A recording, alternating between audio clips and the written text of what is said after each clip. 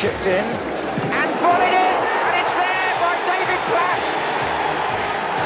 England have done it in the last minute of extra time. What are the thoughts going through your mind when you can see there's an opportunity for a goal coming your way? I mean, specifically talking about the England-Belgium game. I think the thoughts going through my mind, I was just looking for some room in the box, really, because I thought if the ball drops and I've got a little bit of space and it comes into my space, I can get an effort on goal.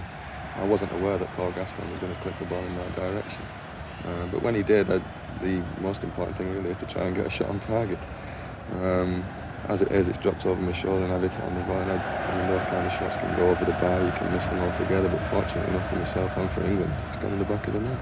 We're sitting here Sunday, 3 days away from international match. What's the build-up for the England team in those 3 days?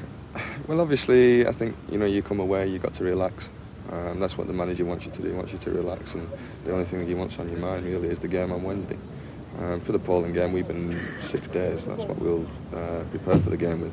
The first 2-3 days really are geared to just enjoying ourselves, both on the football pitch and off. And then tomorrow, Monday, once we get into it and everything, the game's only a couple of days away and we've got to start working them functionally. You're all rounded up in one hotel together, like an exclusive sort of sports centre, I suppose it becomes in those 3 days. Do you get on top of it? Do you get on each other's nerves at all, the fact that you're all cooped up together? No, I don't think so, because you're with your club mates week in, week out, and you come away and it's a chance to see the other people that you do know.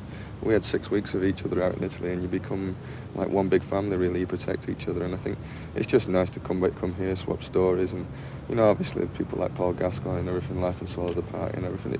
It's humorous, it's just funny to get some different voices around you. Who was your roommate in Italy? I roomed with Steve Bull out in Italy. And you got on all right, did you? Yeah, tremendously. I mean, on all the trips, really, I roomed with Steve Bull. We're coming from more or less the same area in the Midlands. I think that's why they put us together, and he's been my roommate ever since I've been in the squad. Spaghetti. I thought you'd had enough spaghetti during the summer. Well, we've got addicted to it. So used to it now that we just keep on eating it. It's good for footballers. Lots of pasta and carbohydrate and things before you play. Tell me your thoughts on the new management. Oh, wow, marvellous.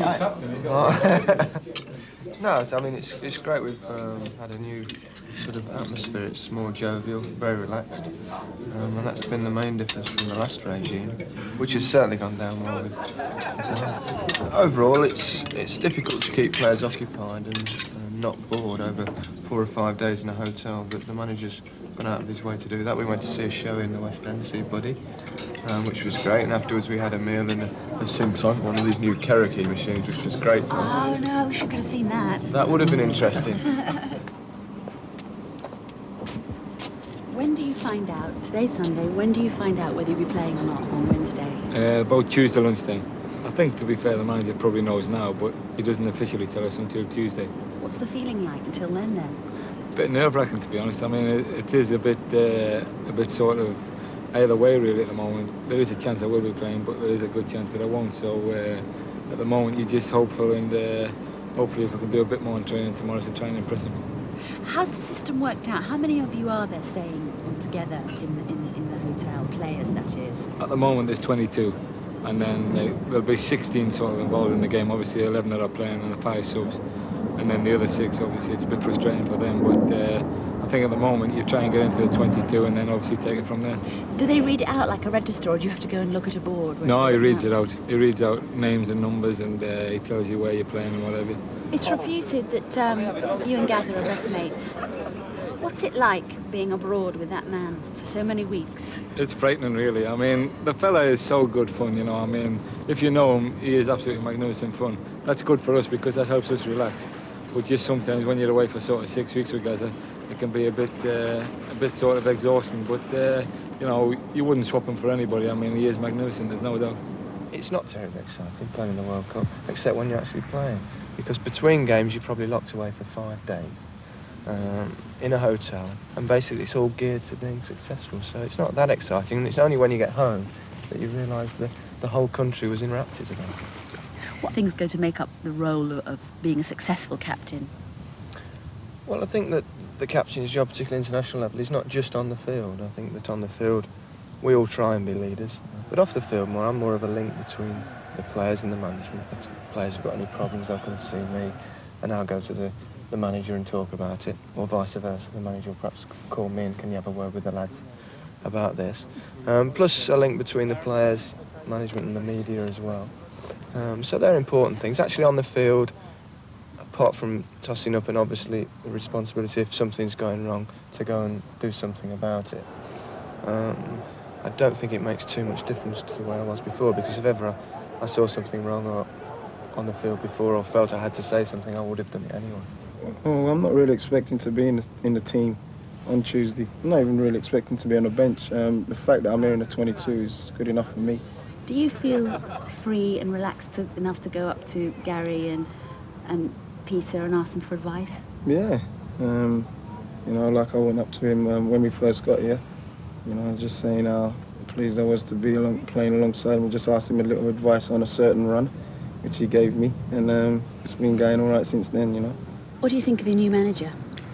He's tremendous, you know. I mean, I had 2.5 years under him at Villa. In my view, I didn't have long enough under him. I think he could have taught me a lot more. I think I had a lot more to learn from him. But just like myself, really, the honour of playing for my country, it's something I always wanted to do. And I should think that since he's been a manager, really, all he's wanted to do is manage England. Bobby Robson, people said I was one of his favourites, and to be fair, he was brilliant to me. And I loved the fella, but Graham Taylor is probably a lot more relaxed, enjoys himself probably more than Bobby Robson was able to with all the pressures. He's been going around the clubs and meeting everybody involved with the club, and particularly the England players, and having chats with them. So I've come to know him better through that. And of course, with him giving me the captaincy, that was a great thrill anyway. So automatically gives me some affection towards him. He would say that, wouldn't he? Welcome, Graham Taylor. It's great to have you in the studio. Yes. Can I say, first of all, thank you so much for allowing us to come along last Sunday and to do something which is almost unheard of, join the team, you know, 3 days before an international game and talk to them. That's very, very kind of you. Well, we enjoyed having you there. Now, what do you have to say in return to some of those comments? They feel that you're possibly a more relaxed manager than your predecessor. You know, your policies seem to be very popular. What do you have to say in return? What do you think of your team? You can say anything you like, because well, none of them will be watching. They've all been, much. Well, they are, they've all been saying very nice things about me, which shows that they've got a bit of common sense, because it's not the done thing, is it, to upset the manager? The one person you've got to keep happy is the manager. Now, I think, Sarah, that when you get to the level that these fellas are operating at, it can get so intense if you're not steady that in fact you stop acting naturally. And I think all that I've tried to do is to make sure, I mean, we are serious about it, we have to be, but at the same basis, if you get too serious, I think, about anything, including yourselves, then you stop getting the whole perspective right. And all I've tried to do is to make sure that they know what we're after. I don't have to tell them that, but just to relax a little bit when we do get together. And I think they've enjoyed it. How long does it take you to wind down after a match? How long did it take you to wind down after England-Poland on Wednesday? Well, I wouldn't think that I've even reached that stage now, but you have to go on. Yes, I'm sorry about that. Because I'm afraid we're going to take all that away from you, that beginning to wind down. We're going to wind you back up again now. Because a special request from me this is, I want to see those goals again, and I'm sure you do too. Here they are, the two goals. England 6 possibilities here. What are you feeling at a moment like this when you know that there we are? I thought that had gone in to start with, and then I realised it was a penalty. All I'm feeling now is, God, I hope he scores, unlike anybody else, because it was a very good corner, tremendous pace, great flick on.